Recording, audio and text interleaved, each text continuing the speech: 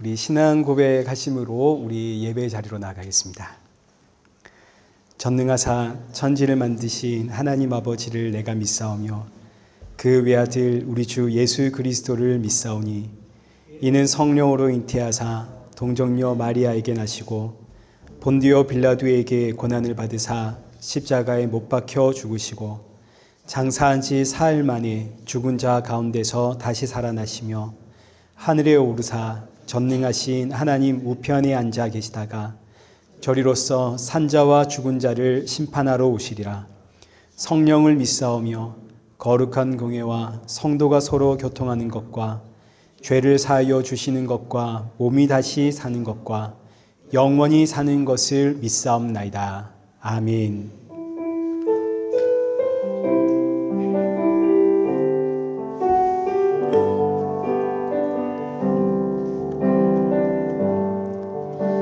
하늘의 문을 여소서 이곳을 주목하소서 주를 향한 노래가 꺼지지 않으니 하늘을 열고 보소서 이곳에 임재하소서 주님을 기다립니다. 기도의 향기가 하늘에 닿으니 주여 임재하여 주소서 이곳에 오셔서 이곳에 앉으소서 이곳에서 드리는 예배를 받으소서 주님의 이름만이 오직 주의 이름만 이곳에 있습니다.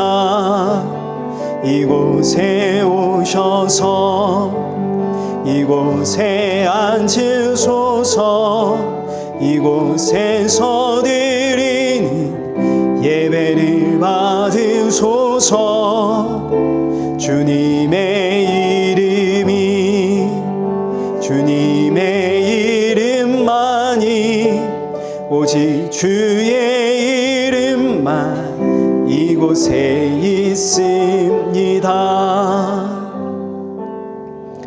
우리 이 시간 예배 앞에 서 있는 내 모습을 점검하면서 오늘의 예배가 지치고 상한 내 마음에 담비와 같은 예배가 되어지도록 나의 마음을 열어주옵소서 기도하시고 그리고 함께하는 사랑하는 성도들에게도 새 힘과 위로와 안식의 예배가 되어지도록 은혜 부어 주옵소서. 우리 함께 기도의 자리로 나가겠습니다. 기도하겠습니다.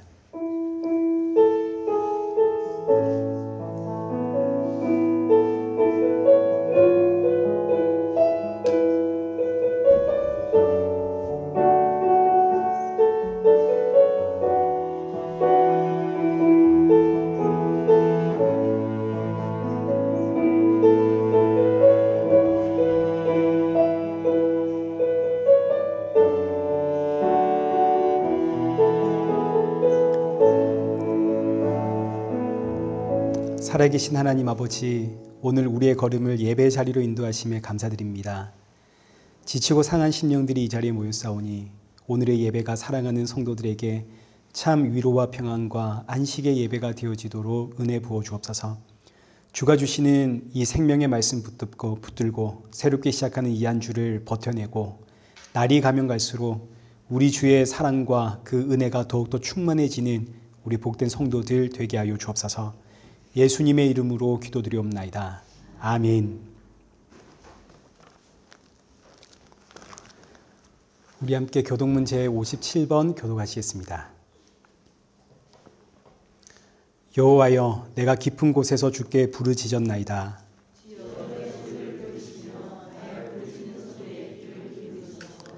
여호와여, 주께서 죄악을 지켜보실진대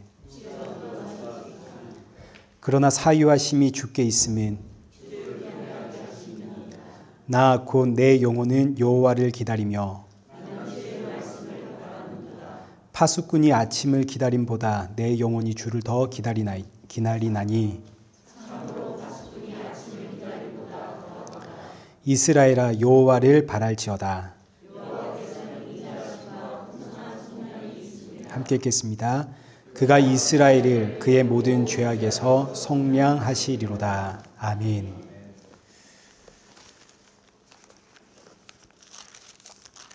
우리 찬송가 21장 함께 찬양하시겠습니다.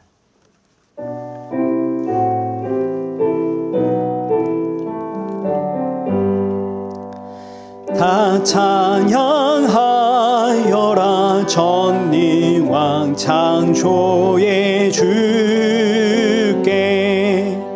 내오나 주 찬양 평강과 구원의 주님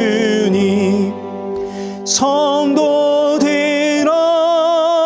주 앞에 이제 나와 즐겁게 찬양하여라. 다 찬양하여라. 놀라운 만유의 주께 포근한 날개민 늘 품어 주시는 주님 성도들아 주님의 뜻 안에서 내 소원 다 이루리라.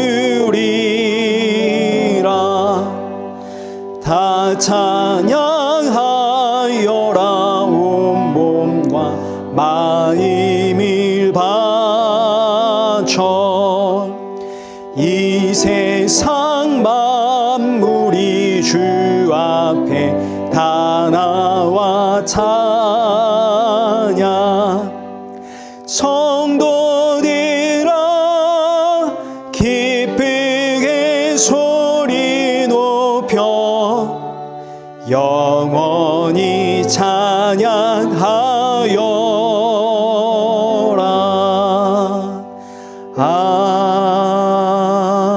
아멘. 성경 봉독하시겠습니다. 우리 오늘 보실 하나님의 말씀인 고린도 후서 5장 11절에서 15절입니다. 고린도 후서 5장 11절에서 15절의 말씀 우리 한 절씩 교도하시겠습니다. 우리는 주의 두려우심을 알므로 사람들을 권면하거니와 우리가 하나님 앞에 알리어졌으니 또 너희의 양심에도 알리어지기를 바라노라.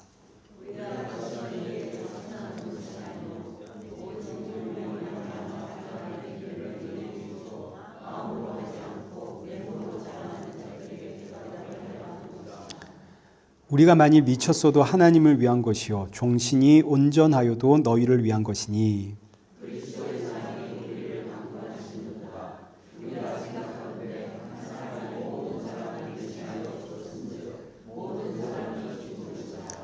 우리 15절 함께 읽겠습니다. 그가 모든 사람을 대신하여 죽으심은 살아있는 자들로 하여금 다시는 그들 자신을 위하여 살지 않고 오직 그들을 대신하여 죽었다가 다시 살아나신 이를 위하여 살게 하려 함이라. 아멘.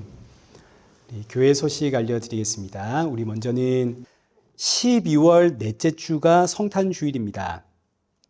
여기 교회에서 작년처럼 연한 예배 드리면 너무 좋겠다 이렇게 지금 연락이 왔는데 여러분들이 동의하시면 연합 예배 드리고요. 우리는 그냥 이제 우리끼리 예배 드렸으면 좋겠어요 하면 저희끼리 그냥 평소에 늘 하듯이 이렇게 예배를 드리도록 하겠습니다. 네, 그리고 오늘 이민호 집사님 오셨습니다. 잘 오셨습니다. 감사합니다. 그리고 우리 장정란 집사님, 네, 큰 박수로 환영하겠습니다. 잘 오셨습니다. 고맙습니다. 자, 우리 시간 우리 헌금 봉헌하겠습니다. 우리 헌금 봉헌은 한혜조 권사님 부탁드릴게요.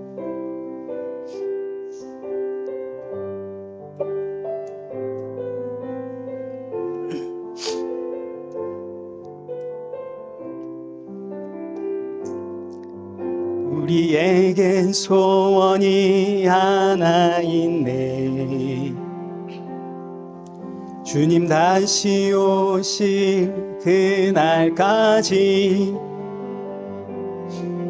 우리 가슴에 새긴 주의 십자가 사랑, 나의 교회를 사랑케 하네. 주의 교회를 향한 우리 마음, 희생과 포기와 가난과 고난, 하물며 죽음조차 우릴 막을 수 없네. 우리 교회는 이 땅에 임한 교회를 교회되게, 예배되게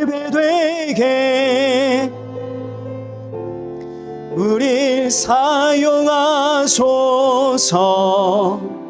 진정한 평의 날 오늘 임하도록 우릴 사용하소서. 기도하겠습니다. 참 좋으신 하나님 아버지, 이 시간 우리의 걸음 예배의 자리로 인도하심에 감사합니다. 지난 한 주간 동안에 우리의 연약함과 완악함 용서하여 주옵시고, 예배를 드릴 때마다 예수 그리스도의 십자가의 은혜로 이 예배 자리에 설 수 있다는 사실을 잊지 않는 우리 성도들 되게 하여 주옵소서. 새롭게 시작하는 이 한 주 더 많이 감사하고 더 많이 찬양하고 더 많이 예수님 닮아가는 성도가 되어지도록 우리를 연단하여 주옵시고, 이 땅에 꿈과 소망과 비전을 두지 않고 하나님 나라의 소망을 품고 이 땅에서 나그네로 살아가는 우리 성도들 되게 하여 주옵소서.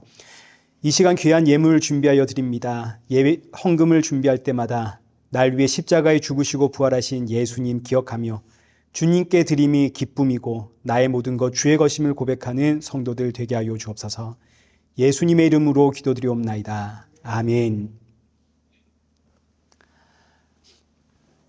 네, 광고 제가 깜빡하고 안 했는데 우리 박수자 권사님 그리고 박우영 집사님, 최상돈 집사님 이렇게 지금 세 분이, 이제 박수자 권사님은 지난주에 한국 들어가셨고 최상돈 집사님이랑 박우영 집사님은 이제 어저께 한국에 들어가셨습니다.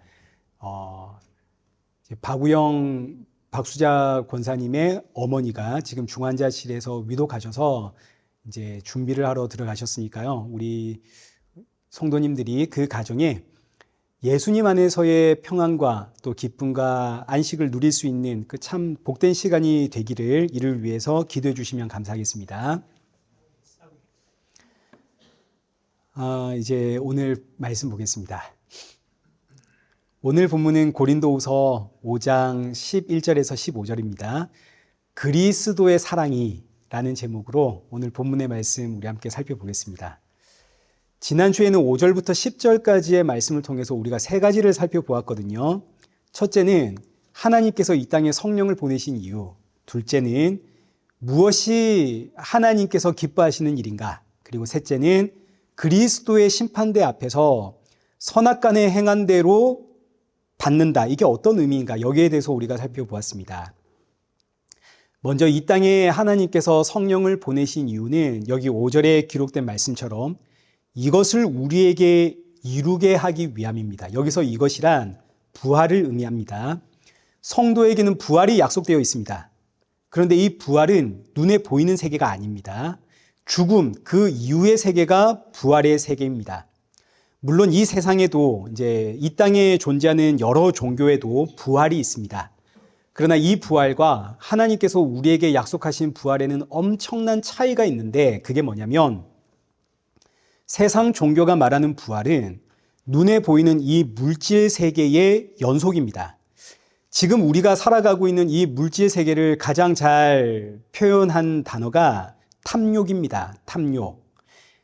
아담과 하와 이후로 이 땅에 살아가는 모든 사람은 물질을 더 많이 가지려고 하는 탐욕과 탐심을 가지고 살아갑니다. 그래서 가만히 보시면 이 세상을 움직이는 원동력이 사람의 탐심입니다. 예를 들어서 전자기기다. 핸드폰만 해도 매년마다 새로운 기계가 업그레이드 돼서 출시가 되죠. 그 이유가 뭡니까? 남들보다 앞선 것, 남들이 가지지 않은 새로운 것을 가지고 싶어하는 사람들의 탐심 때문입니다. 탐심이 없으면 핸드폰 매년 새로운 버전으로 업그레이드 돼서 나올 이유가 없죠. 그리고 사람들은 이 탐심이 있기 때문에 새로운 것을 얻기 위해서 일을 합니다. 좋은 집을 가지기 위해서 일을 하고, 좋은 차를 가지기 위해서 일을 하고, 내 자녀들에게 좋은 것 하나 더 주고 싶어서 일을 하고, 결국 탐심이 이 세상을 움직이는 원동력입니다. 지금 이스라엘이 전쟁 중에 있죠. 러시아도 전쟁 중에 있죠. 이 전쟁의 원인도 결국은 탐심과 탐욕 때문 아닙니까? 저 땅을 우리가 차지해야 되겠다. 그래서 일어난 전쟁이죠. 그렇기 때문에 지금 우리가 살아가고 있는 이 물질 세계를 가장 잘 표현하는 단어가 탐욕과 탐심이고, 이것을 성경은 뭐라고 하냐면 골로새서 3장 5절, 탐심은 뭐라고요? 우상숭배라고요. 탐심이 우상숭배가 되는 이유가 물질 세계, 우리가 살고 있는 이 세상을 움직이는 힘이 탐심이기 때문이고, 동시에 사람들은 이 탐심이라고 하는 이걸 채우기 위해서 살아가고 있기 때문에 탐심을 우상숭배다 이렇게 하는 겁니다. 이것을 예레미야 2장에서는 이렇게 표현했습니다. 우리가 잘 아는 표현이죠. 예레미야 2장 13절입니다. 내 백성이 두 가지 악을 행하였나니, 왜 이렇게 콧물이 나옵니까? 참. 여기 휴지가 또 있네요. 참. 함께 읽겠습니다. 시작.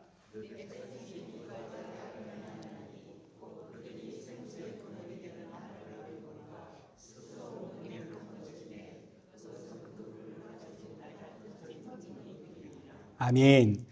탐심이 왜 우상숭배인가? 첫째는 생명의 근원이 되는 하나님을 버렸습니다. 뭐 때문에? 탐심 때문에. 둘째는 스스로 웅덩이를 파가지고 자기들이 생각하는 물을 거기다가 채워 넣습니다. 여기서 이 물이 생수인데 이 물이 바로 탐심입니다. 웅덩이를 파가지고 자기의 탐심을 막 채워 넣지만, 그러나 이 웅덩이는 터진 웅덩이라 물을 채울 수가 없죠. 이 의미는 탐심에는 끝이 없고 탐심의 결국은 허무함, 남는 게 없습니다. 오직 하나님의 심판만 있을 뿐입니다. 그래서 탐심은 우상숭배다. 그런데 이 세상의 가치관은 물질 세계에서 떠날 수가 없기 때문에, 여기에 지금 사로잡혀 있기 때문에 부활을 생각할 때도 이런 물질 세계의 연장선에서 부활을 생각하게 됩니다. 그래서 이 땅에 있는 모든 종교가 말하는 부활은, 그게 불교가 됐든 이슬람이 됐든 뭐가 됐든 전부 다 인간의 탐심과 탐욕으로 가득 차 있습니다. 대표적인 종교가 이슬람이거든요. 이슬람의 천국, 여러분이 아시는가 모르겠지만 이슬람의 천국은 알라신을 위해서 내가 얼마만큼 헌신했느냐에 따라서 상급이 달라지는데, 최고의 상급은 뭐냐면 금은보화로 장식된 화려한 집에 나를 위해 아름다운 처녀 72명이 준비되어 있는 곳입니다. 성적 쾌락의 나라가 그들이 말하는 천국이거든요.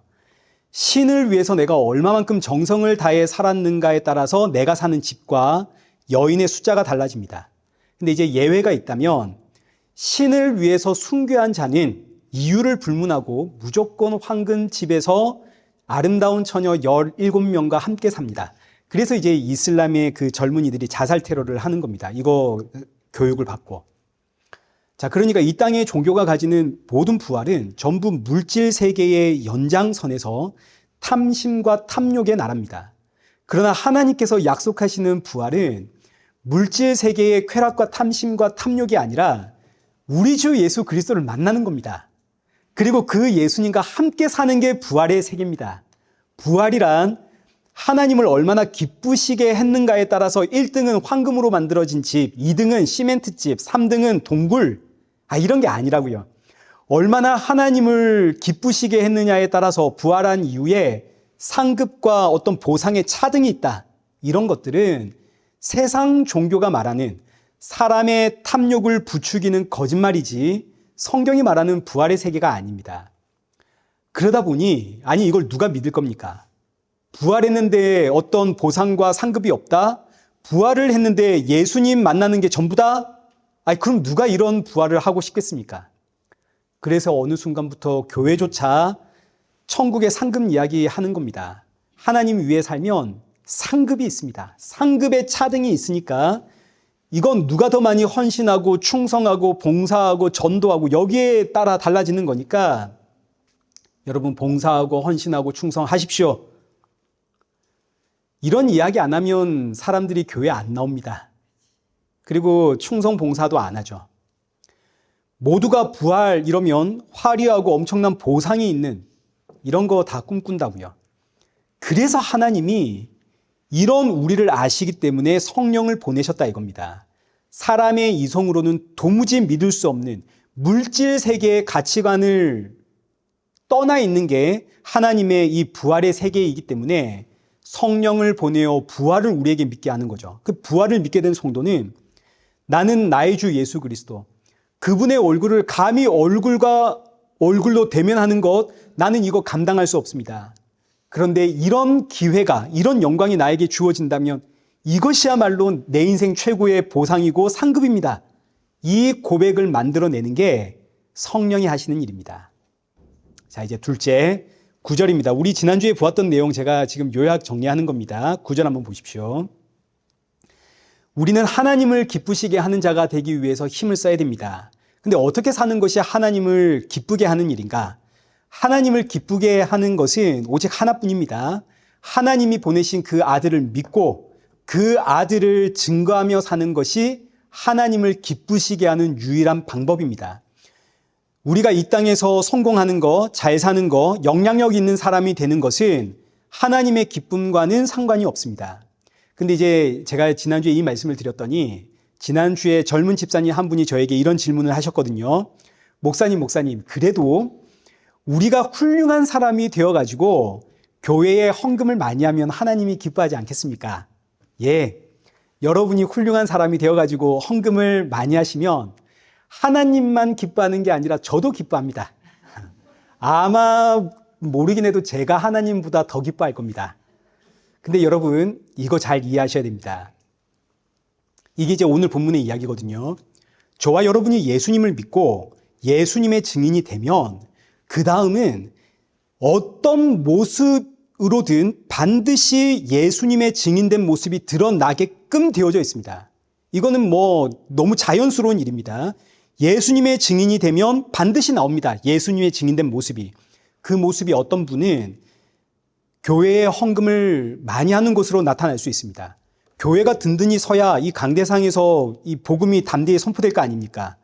그러니 예수님의 증인된 모습이 어떤 사람에게는 헌금을 하는 모습으로 나타날 수 있고 또 어떤 사람에게는 예수님의 증인된 모습이 어떤 봉사나 섬김, 충성으로 나타날 수 있고 또 어떤 사람에게는 노방 전도라든지 이런 열심으로 나타날 수 있는 겁니다. 저와 여러분이 예수님의 증인이 되었다면 그게 어떤 형태로든 반드시 그 모습이 드러나 있기 때문에 하나님은 저와 여러분이 예수님을 통해서 예수님의 증인이 되었다는 이 사실, 이걸 기뻐하시지 그 다음에 흘러나오는 행위에 대해서는 그건 기뻐하지 않습니다. 왜냐하면 이건 그냥 자연스럽게 따라 나오는 것이거든요. 어떤 의미인지 아시겠죠? 각자의 상황과 환경, 기질과 성격, 자라온 배경, 사람의 됨됨이 등을 따라서 사람에게서 나오는 행위가 저마다 다르기 때문에 여기에는 점수가 없습니다. 이해를 잘 해 주셔야 됩니다. 저와 여러분이 예수님을 통해서 예수님의 증인이 되었다는 사실, 여기서 이미 저와 여러분은 10점 만점에 10점을 받았습니다. 그리고 그 다음에 따라 나오는 행위에 대해서는 이제 여기서는 점수가 없는 겁니다. 이건 엑스트라 스코어도 없는 겁니다. 왜냐하면 여기에는 사람마다 그 사람이 처한 상황이나 자라온 배경이나 성격에 따라 나오는 행위가 다 다르기 때문에 하나님께서 사람의 외모, 이 사람의 행위를 보지 않고 사람의 마음의 그 중심을 보신다 하시는 겁니다.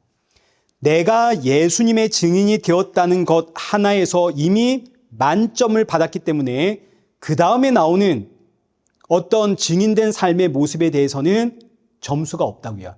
내가 헌금을 많이 했든, 교회 건축을 했든, 내가 봉사를 했든, 내가 섬겼든, 혹은 반대로 내가 기도를 못하든, 내가 자꾸 넘어지고 실패하든, 내가 유혹에 자꾸 넘어가고 내 성질을 다스리지 못하든, 여기에는 점수가 있다 없다? 없다. 우리는 전부 만점을 이미 받고 시작을 한 겁니다. 아멘 좀 하십시오. 동의를 하셔야 됩니다. 여러분이 갸우뚱 하시면 잘 생각을 한번 해보십시오. 자, 그런데 지금 우리는 너와 내가 예수님의 증인이 되었다, 여기서 이미 만점을 받았다라는, 이거는 우리가 점수를 안 줍니다. 오히려 우리는 어디에 점수를 주냐면 예수님의 증인이 되었으니 그 다음에 나오는 행위에다가 점수를 주려고 합니다. 왜냐하면 우리는 지금 물질 세계에서 살고 있고, 보이지 않는 것이 아니라 눈에 보이는 세계, 여기에 우리는 자꾸 점수를 주려고 하거든요. 너와 내가 예수님의 증인이 되었다, 이건 보이지 않는 겁니다. 이거는 하나님과 나만 아는 거 아닙니까? 그러나 그 다음에 나오는 행위는 눈에 보입니다. 그러니까 우리는 여기에다가 자꾸 점수를 줍니다. 내가 헌금 많이 하면 하나님 기뻐하시겠지. 내가 봉사 많이 하면 하나님 기뻐하시겠지. 내가 성공하고 내가 어떤 명성이 높아지고 내가 영향력 있는 사람이 되면 하나님이 나를 기뻐하시겠지. 여기에만 자꾸 점수를 주니까 기도해도 응답이 없는 사람들 있죠. 교회 나왔는데도 자꾸 원망하고 불평하는 사람들 있지 않습니까? 유혹을 이기지 못하는 사람들 분명히 있습니다. 이런 사람들과 나를 자꾸 어느 순간부터 구별을 하게 됨으로써 어느새 내가 바리새인이 됩니다. 반드시 그렇습니다. 하나님, 나는 저들처럼 살지 않습니다. 저는 안식일을 지킵니다. 주일 성수합니다. 저는 헌금을 합니다. 저는 일주일에 2번씩 금식합니다. 저는 11조 합니다. 저는 경건을 훈련합니다. 우리 신앙이 이렇게 가면 안 된다고요. 왜냐하면 내 눈에 못해 보이는 저 사람들도 이미 만점을 받고 신앙을 시작하시는 분들입니다. 그저 내 눈에만 저들의 연약함이 보이는 거지. 근데 나에게는 연약함이 없나요? 나에게도 있잖아요. 그런데도 우리의 신앙은 자꾸 눈에 보이는 곳으로 갑니다. 나는 하나님께 기도했더니 하나님이 이렇게 나에게 응답해 주셨어. 자꾸만 이런 응답을 받았다, 이런 것들이 자랑거리가 된다고요. 근데 이런 사람들이 자꾸 점점 늘어나다 보니 이제는 너도 나도 다들 하나님께 떼를 쓰기 시작을 했습니다. 하나님, 나도 기도에 응답해 주세요. 나는 기도에 응답 안 해주면 안 먹겠습니다. 그래서 보시면 주여 삼창하고 목이 터져라 기도하는 교회는 한국 교회밖에 없다 그러죠. 여러분, 주여 삼창하는 이유 뭡니까? 주여 삼창하면 주여 삼창 안 한 사람보다 하나님이 내 기도를 더 빨리 들어줘서 그러는 겁니까? 주여 주여 주여 이러면 하나님이 딴 데를 보고 있다가도 나를 쳐다보니까 주여 삼창하는 건가요? 예전에 한 7년 전쯤입니다. 저희 교회에 오신 여자 집사님 한 분이 한 1년쯤 교회를 출석을 하시다가 우리 교회에 기도가 없어가지고 못 나오겠다 하시더라고요. 설교 끝나면 주여 삼창하고 막 뜨겁게 기도하고 싶고 막 이런데 다들 조용히 묵상하는 정도로 기도를 끝내니까 답답해가지고 이제 교회로 옮기셨습니다. 잘하신 겁니다. 스트레스 받아가면서 예배 드리는 것보다 힘든 일이 없죠. 그 잘하신 일입니다. 그런데 기도를 뜨겁게 하든 기도를 차갑게 하든 여기에는 점수가 있다 없다? 없다. 여러분 동의를 못 하시더라도 제가 이야기를 하니까 없다 하십시오. 봉사를 많이 하든 봉사를 적게 하든 여기에는 점수가 있다 없다? 없다. 하나님의 점수는 너와 내가 예수님의 증인이 되었다. 여기에 있는 겁니다. 여기에. 그리고 우리는 모두가 지금 전부 다 만점을 받고 시작을 하는 겁니다. 그러나 그 다음에 나오는 행위에 대해서는 강한 자가 있고 약한 자가 있을 수 있는 거죠. 헌금 많이 할 수 있는 분이 있고 헌금을 못하는 분이 있을 수 있는 겁니다. 주일 성수 잘하시는 분이 있고 주일 성수도 겨우겨우 할 수 있는 그런 분들이 계시는 겁니다. 각자의 처한 상황과 환경이 전부 다르기 때문에 그래서 이 행위에 대해서는 점수를 주지 않습니다. 하나님은 공평하신 분 아닙니까? 비록 연약하여 또는 내 욕심이 많아서 내 자아가 너무너무 강해서 내가 모범적인 신앙생활을 못하고 있다 해도 하나님은 이런저런 고난을 통해서 그 사람 연단해 가십니다. 뭐가 됐든 우리의 중심 예수님의 증인, 여기서 우리 모두는 만점을 받았다. 이걸 여러분 꼭 기억을 하십시오. 그렇기 때문에 헌금을 잘하고 신앙생활 잘하는 나나 맨날 유혹에 넘어져서 자빠지고 원망하고 불평하는 너나 그날에 똑같이 예수님 만난다고요. 예수님을 위해서 평생을 섬겨온 사도 바울이나 평생 강도짓 하다가 예수님 옆에서 이제 십자가에서 죽기 전에 예수님을 영접한 강도나 둘 다 만점을 받고 하나님 앞에 서는 겁니다. 그래서 우리가 이것을 은혜라고 하는 겁니다. 은혜. 우리는 은혜로 삽니다. 근데 이제 이런 이야기를 들으면 그럼 신앙생활을 굳이 열심히 안 해도 되겠네. 헌금 생활 안 해도 되겠네. 주일 성수를 이렇게 꼬박꼬박 안 해도 되겠네. 이렇게 생각하는 분들이 나옵니다. 너무너무 안타깝게도 이런 분들은 그동안 신앙생활을 누구를 위해서 했다는 이야기입니까? 이거 전부 다 나를 위해서 신앙생활을 했다는 걸로 결론이 나는 거죠. 성령이 나에게 오시면 예수님이 나를 부르시고 자격 없는 나를 예수님의 증인 삼아 주셨다는 이 사실에 너무너무 감사하여 그 감사가 어떤 행위로 그게 헌금 생활이 되었든 주일 성수가 되었든 봉사나 헌신이나 충성이나 열심이 되었든 그게 어떤 방식으로든 나오게 되는 것이지 이런 행위들에는 점수가 없대. 그래? 나는 이미 만점 받았어? 그럼 나 이제 아무것도 안 할래. 이렇게 나오는 거는 그동안 나는 나를 위해서 신앙생활을 해왔다라는 이야기밖에 안 되니까 이 이야기는 결국 그동안 나는 교회 나오면서 우상 숭배했다는 것밖에 안 되는 겁니다. 그러니 이런 생각을 하시는 분들은 회개하시고 예수님 믿는 믿음을 구하셔야 됩니다. 자, 이제 마지막 셋째 10절의 말씀처럼 우리는 다 반드시 그리스도의 심판대 앞에 서서 각각 선악간에 그 행한 대로 심판을 받게 되는데 여기서 선과 악이란 윤리와 도덕의 이야기가 아니라 하나님께 붙어 있으면 선이고 하나님과 떨어져 있으면 이게 악입니다. 하나님께서 우리를 하나님과 붙여놓기 위해서 이 땅에 누가 오셨나요? 예수님이 오셨죠. 예수님이 십자가에 죽으시고 부활하시고 이후로는 영으로 자기 백성들을 찾아오심으로 하나님과 우리를 붙여놓았습니다. 그런데 알고 봤더니 그 예수님이 누구신가요? 하나님이시죠. 그러니까 예수님이 곧 선입니다. 그래서 그날의 그리스도의 심판대 앞에 예수 그리스도의 보혈을 의지하는 자는 그 행한 대로 구원을 받고 예수 그리스도를 의지하지 않는 자는 그 행한 대로 영원한 형벌을 받는 겁니다. 그래서 이제 드디어 오늘 본문이 시작을 합니다. 우리 11절 보겠습니다. 우리 함께 읽겠습니다. 시작. 사람들을 권면하거니와 우리가 하나님 앞에 알려졌으니 또 너희의 양심에도 알려지기를 바라노라. 아멘. 우리는 주의 두려우심을 안다 이거죠.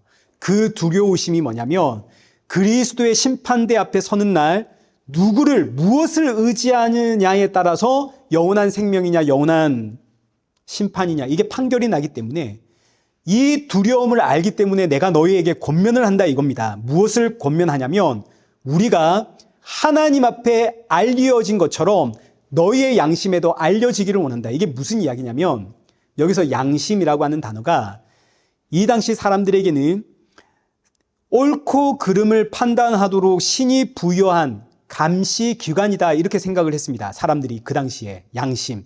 그러니까 양심은 신이 우리에게 부여한 무엇이 옳은지 그른지를 판단하는 기관입니다. 그럼 이제 오늘 본문 보십시오. 사도 바울의 일행은 하나님 앞에서 예수님의 증인으로 알려진 사람입니다. 그리고 이제 지금은 옳고 그름을 판단하는 너희의 양심 앞에서도 우리가 예수님의 증인으로 알려지기를 바란다. 이 이야기는 너희도 우리처럼 예수님의 증인이 되어라 이 이야기입니다. 그러니 결국 사도 바울이 이 고린도 교회 성도들에게 권면하는 것이 우리가 하나님 앞에 예수님의 증인으로 알려진 것처럼 너희도 하나님 앞에서 예수님의 증인으로 알려져야만 한다. 왜요? 예수님의 증인이 아니면 그날의 심판이거든요. 그래서 이 두려움을 알기 때문에 권면을 하는 겁니다. 우리가 예수님의 증인으로 하나님 앞에 알려진 것처럼 너희도 예수님의 증인으로 알려져야만 한다. 그래서 이제 이어지는 말씀이 12절입니다. 우리가 다시 너희에게 자천하는 것이 아니요. 지금 우리가 너희를 향해서 우리가 예수님의 증인이 된 것처럼 너희도 예수님의 증인이 되어야 된다. 우리가 이 이야기를 하는 건 우리가 우리 스스로를 높이는 게 아니다. 우리는 이런 사람이야 자천하는 게 아니다. 지금 왜 이런 이야기가 나오냐면 우리가 그동안 보지 않았습니까?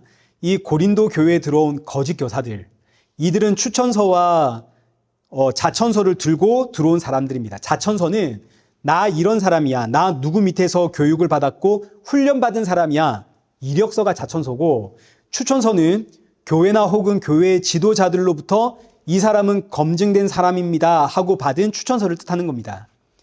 이들이 이제 고린도 교회에 이렇게 자천서와 추천서를 들고 들어와 보니까 사도 바울의 영향이 고린도 교회에 너무너무 큽니다. 내가 이 교회를 삼키려면 일단 사도 바울부터 어떻게 처리를 해야 되는데, 가만 보니까 제일 좋은 건수가 뭐냐면 사도 바울은 자천서도 없고 추천서도 없더라. 그가 만약 진짜 사도라면 다른 사도들에게 이 사람은 사도다라는 검증을 받은 추천서가 있어야 되는 거 아니냐. 그리고 그의 삶을 봐라. 늘 고난이고 늘 핍박이고 굶주리고 매맞고 심지어 그에게는 질병도 있었다.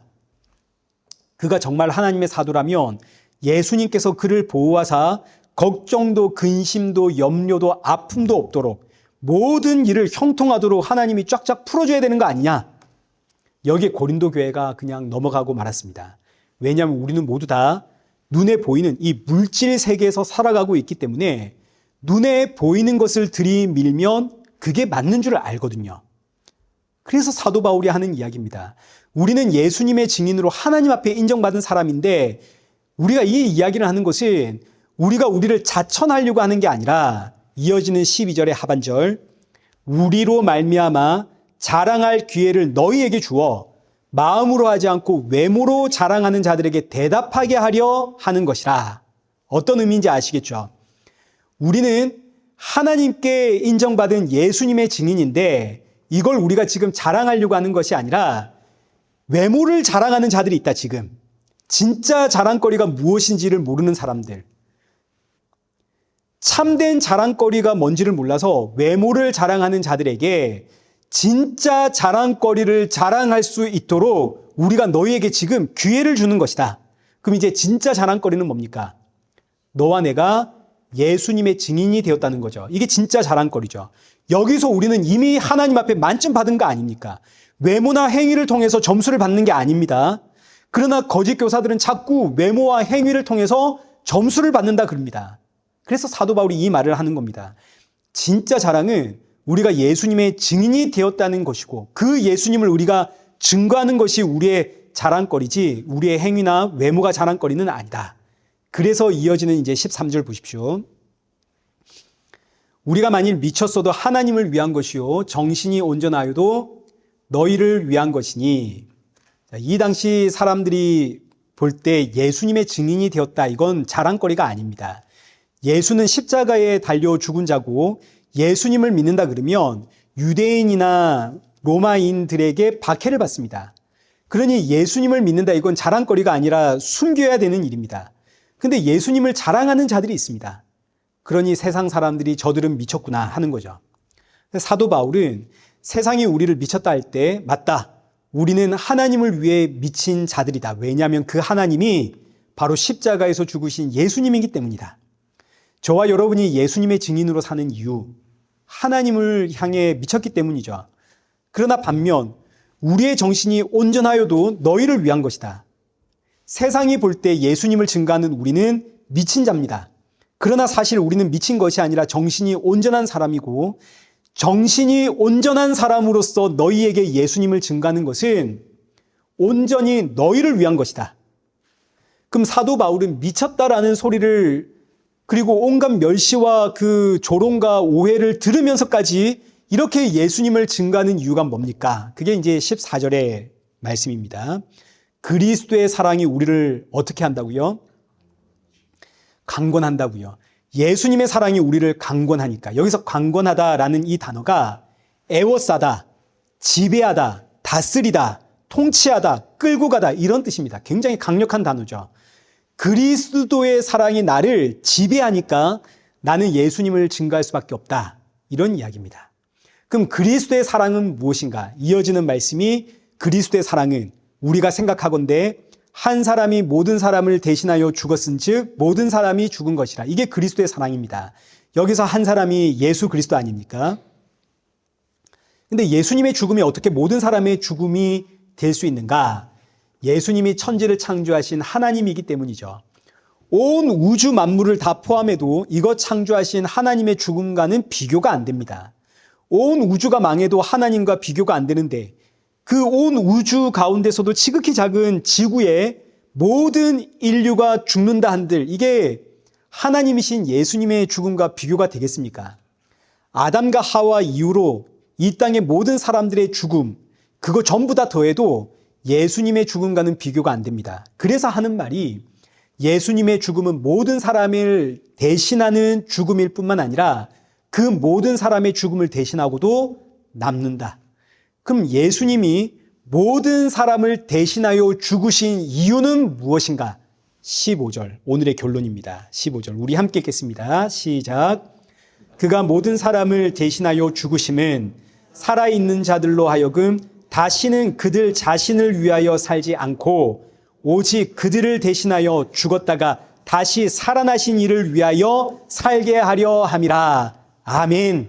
이게 바로 예수님의 죽으심의 목적입니다.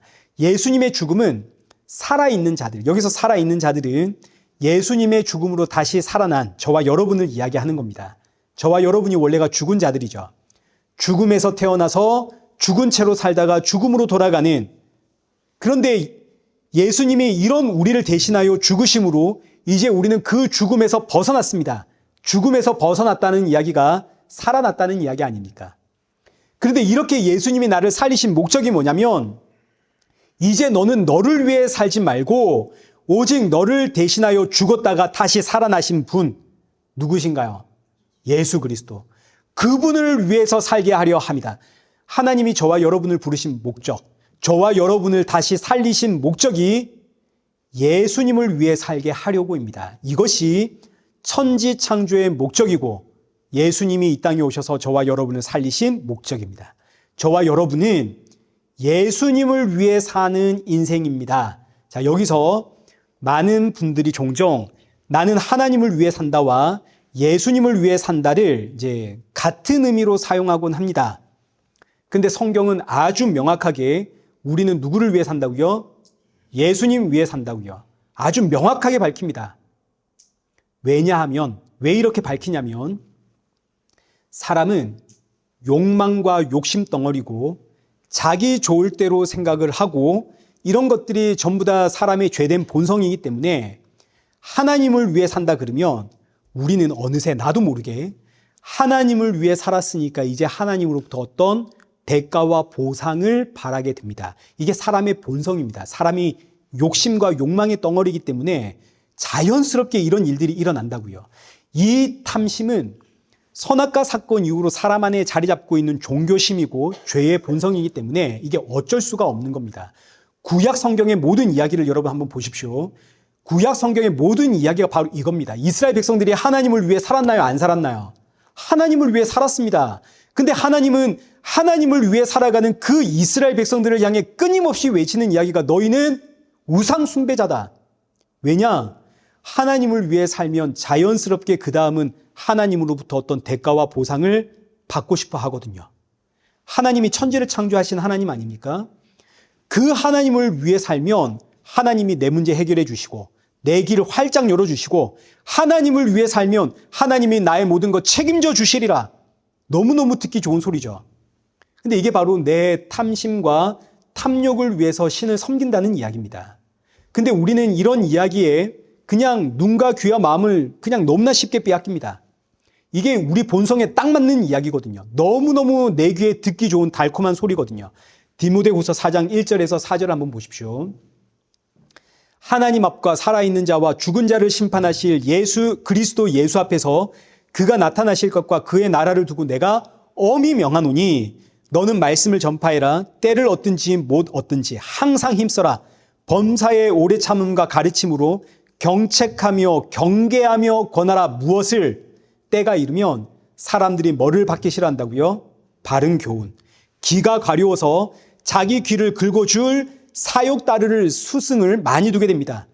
그리고 귀를 진리에서 돌이켜 허탄한 이야기를 따르게 됩니다. 이 허탄한 이야기, 이게 전부 뭐에 대한 이야기냐면 우리는 하나님을 위해 산다 이겁니다.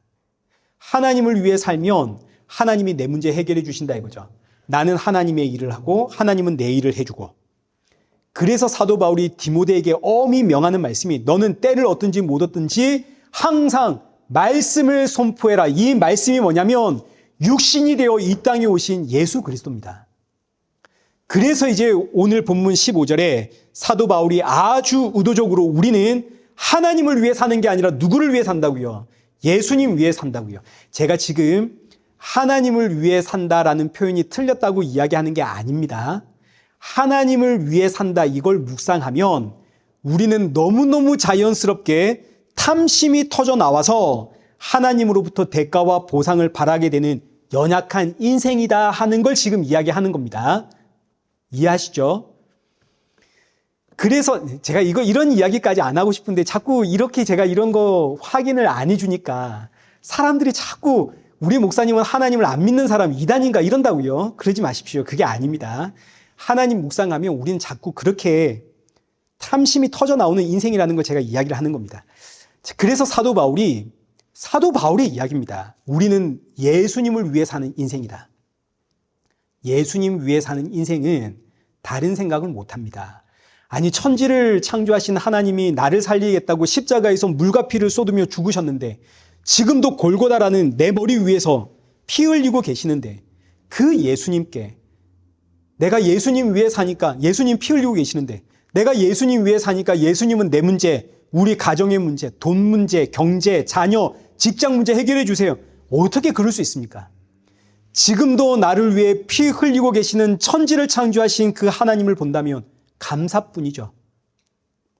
세상에 내가 뭐라고. 이런 나를 위해 피 흘리시는 그 예수님께 그저 감사하여 여러분 예수님 믿으셔야 됩니다. 예수님이 당신을 위해 죽으셨습니다. 예수님이 길이고 진리고 생명입니다. 예수님 구원입니다. 우리는 이것 말고 할 말이 없는 겁니다. 자, 그러니 보십시오.